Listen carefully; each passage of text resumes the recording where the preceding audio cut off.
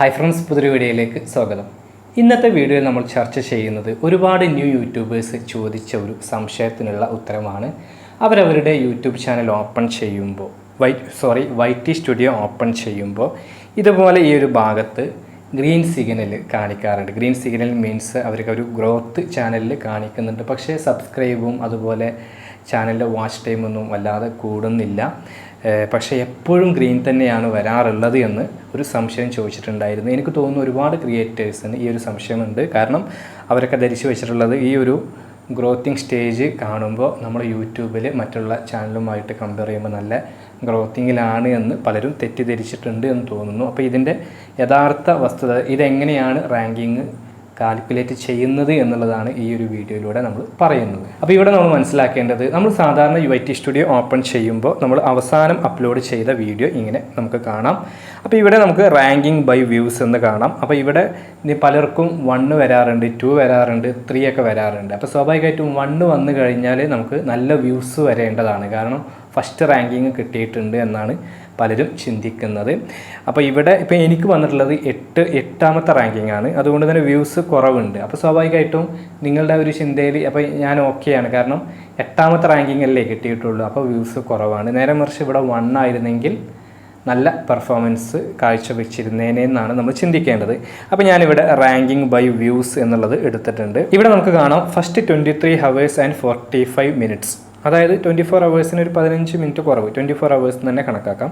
Comparing views of previous 10 videos excluding shorts. ഇതാണ് ഏറ്റവും important ആയിട്ടുള്ളൊരു പോയിന്റ്. ഇവിടെ നമുക്ക് റാങ്കിങ് തരുന്നത് യൂട്യൂബിൽ നമ്മുടെ പഴയ 10 വീഡിയോ, അതായത് തൊട്ട് മുന്നേയുള്ള 10 വീഡിയോ എടുത്തിട്ട് ഈ ഒരു വീഡിയോ അവർ ആ ഒരു വീഡിയോയുമായിട്ട് കമ്പയർ ചെയ്യുക, മത്സരിക്കുകയെന്ന് വിചാരിക്കാം. അപ്പോൾ ഇവിടെ എനിക്ക് ഇപ്പോൾ ഞാൻ ഈ വീഡിയോ അപ്ലോഡ് ചെയ്തു. അപ്പോൾ ഈ ഒരു വീഡിയോ എൻ്റെ മറ്റ് 9 വീഡിയോകളുമായിട്ട് മുമ്പ് ചെയ്ത തൊട്ട് മുന്നേ ഞാൻ അവസാനമായിട്ട് ചെയ്ത 9 വീഡിയോയുമായിട്ട് മത്സരിക്കുകയാണ്. അപ്പോൾ സ്വാഭാവികമായിട്ടും അവിടെ 1ാം സ്ഥാനം കിട്ടിയിട്ടുള്ളത് ആദ്യത്തെ 23 മണിക്കൂറിൽ എനിക്ക് 3000 വ്യൂസ് കിട്ടിയിട്ടുണ്ട് ഒരു വീഡിയോക്ക്. അപ്പോൾ ഇവിടെ നമ്മൾ മനസ്സിലാക്കേണ്ടത് എനിക്ക് 3000 വ്യൂസ് അവസാനത്തെ 10 വീഡിയോയിലാണ് പറയുന്നത്. അവസാനത്തെ 10 വീഡിയോ ചെയ്തതിൽ 3000 വ്യൂസാണ് ആദ്യത്തെ 24 hours-ൽ എനിക്ക് കിട്ടിയിട്ടുള്ളത്.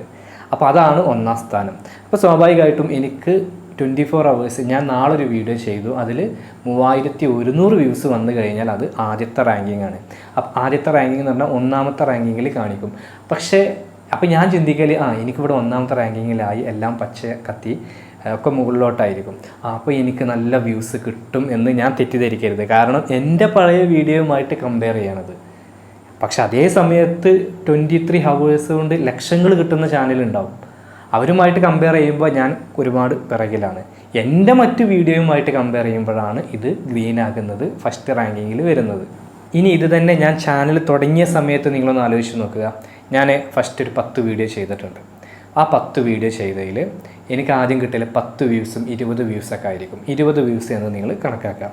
അപ്പോൾ ഞാൻ ഒരു വീഡിയോ ഇന്ന് അപ്ലോഡ് ചെയ്തു. അപ്പോൾ 1 മണിക്കൂറിൽ അല്ലെങ്കിൽ 2 മണിക്കൂറിൽ എനിക്ക് കിട്ടിയത് 21 വ്യൂസാണ്. അങ്ങനെയെങ്കിൽ അത് ഫസ്റ്റ് റാങ്കിങ്ങിൽ വരും. പക്ഷെ ഞാൻ തെറ്റിദ്ധരിക്കരുത്, എനിക്കിതിൽ മറ്റുള്ള വീഡിയോക്കൊക്കെ 20 വ്യൂസാണ് വരുന്നത്, ഇതിൽ 21 വന്നു, അതുകൊണ്ട് എനിക്ക് ഇനി ചാനൽ സേഫാണ്, ഇനി അങ്ങോട്ട് നല്ല കുതിച്ചുകയറ്റം ഉണ്ടാകും എന്ന് നമ്മൾ തെറ്റിദ്ധരിക്കരുത്. നമ്മുടെ പഴയ 10 വീഡിയോയുമായിട്ട് കമ്പയർ ചെയ്യുമ്പോൾ 1 വ്യൂസ് കൂടിയിട്ടുണ്ട്. ആ 1 വ്യൂസോ അല്ലെങ്കിൽ 10 വ്യൂസോ 10000 വ്യൂസ് കൂടിയാലും കണക്കിലെ കളിയിൽ അത് 1ാം സ്ഥാനമായതുകൊണ്ട് ഗ്രീൻ സിഗ്നൽ കാണിക്കുകയാണ്. അപ്പോൾ ഈ രീതിയിലാണ് നമ്മൾ മനസ്സിലാക്കേണ്ടത്. നമ്മുടെ പഴയ 10 വീഡിയോയുമായിട്ട് കമ്പയർ ചെയ്യുകയാണ്. ചിലരെങ്കിലും തെറ്റിദ്ധരിച്ചിട്ടുണ്ട് ഇവിടെ ഗ്രീൻ സിഗ്നൽ വന്നു കഴിഞ്ഞാൽ പിന്നെ നമ്മുടെ ചാനൽ ട്രാക്കിൽ കയറി എന്നുള്ളത്. ഓക്കെ, നിങ്ങൾ കമ്പയർ അതായത് നിങ്ങളുടെ മറ്റ് വീഡിയോയുമായിട്ട് കമ്പയർ ചെയ്യുമ്പോൾ നിങ്ങൾക്ക് ഈ വീഡിയോയിൽ നല്ല പെർഫോമിംഗ് ആണ് എന്ന് പറഞ്ഞ് നിങ്ങൾക്ക് ആശ്വസിക്കാം. അതല്ലാതെ എൻ്റെ ചാനൽ ഇനി ട്രാക്കിൽ കയറി, ഇനി ഞാനൊന്നും നോക്കേണ്ടതില്ല, ഞാൻ ചെയ്യുന്നതെല്ലാം ശരിയാണ് എന്ന് നിങ്ങൾ തെറ്റിദ്ധരിക്കരുത്. അല്ലെങ്കിൽ മറ്റ് ചാനലുകളുമായിട്ട് കമ്പയർ ചെയ്യുമ്പോൾ എൻ്റെ ചാനൽ നല്ല ഗ്രോത്താണ് എന്ന് നിങ്ങൾ തെറ്റിദ്ധരിക്കരുത്.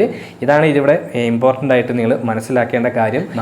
നമ്മളോട് തന്നെ മത്സരിക്കുകയാണ്. അപ്പോൾ വ്യൂസ് കുറഞ്ഞത്, ഇപ്പോൾ ഞാൻ നാളെ മുതൽ ഒരു 10 വീഡിയോ ചെയ്തു 10 ദിവസത്തേക്ക്, അതിനൊക്കെ എനിക്ക് 2-3 വ്യൂസൊക്കെയാണ് വന്നതെങ്കിൽ പിന്നെ 11ാമത്തെ വീഡിയോ ഞാൻ ചെയ്യുമ്പോൾ എനിക്ക് 5 വ്യൂസ് വന്നു കഴിഞ്ഞാലും അത് റാങ്കിങ്ങിൽ ഫസ്റ്റ് ആയി കിട്ടും. കാരണം എൻ്റെ മുമ്പത്തെ വീഡിയോ അത്രയും മോശമായിരുന്നു. അതുകൊണ്ട് 5 വീഡിയോ കിട്ടി, അത് 2 വീഡിയോ കിട്ടിയ സ്ഥലത്ത് 5 കിട്ടിയതുകൊണ്ട് അത് 1ാം സ്ഥാനത്തെത്തും. അപ്പോൾ ആ ഒരു ലോജിക്ക് നിങ്ങൾ മനസ്സിലാക്കണം. അതല്ലാതെ നിങ്ങൾ നിങ്ങൾ നല്ല ഗ്രോത്തിങ് അല്ലെങ്കിൽ അവിടെ അപ്പാണ് കാണിക്കുന്നതെങ്കിൽ നിങ്ങളുടെ മറ്റു വീഡിയോയുമായിട്ട് മാത്രമാണത് പെർഫോം ചെയ്യുന്നത് എന്ന് നിങ്ങൾ മനസ്സിലാക്കി കഴിഞ്ഞാൽ മതി. ചാർട്ട് കൊണ്ട് നമ്മൾ മനസ്സിലാക്കേണ്ടത് ഇവിടെ സമയം കാണിക്കും. ഈ സമയത്തിൽ ഈ 10 വീഡിയോയിൽ എത്രാമത്തെ സ്ഥാനം എന്നുള്ളത് മാത്രമാണ് നമ്മൾ കാണിക്കേണ്ടത്. അപ്പോൾ ഇവിടെ നമ്മൾ മനസ്സിലാക്കേണ്ടത് എൻ്റെ ആദ്യത്തെ 23 മണിക്കൂറിൽ എനിക്ക് ഈ 10 വീഡിയോയിൽ 3000 വ്യൂസ് വരെ കിട്ടിയിട്ടുണ്ട്. പക്ഷേ ഇതിന് കിട്ടിയിട്ടുള്ളത് വെറും 1200 വ്യൂസാണ്.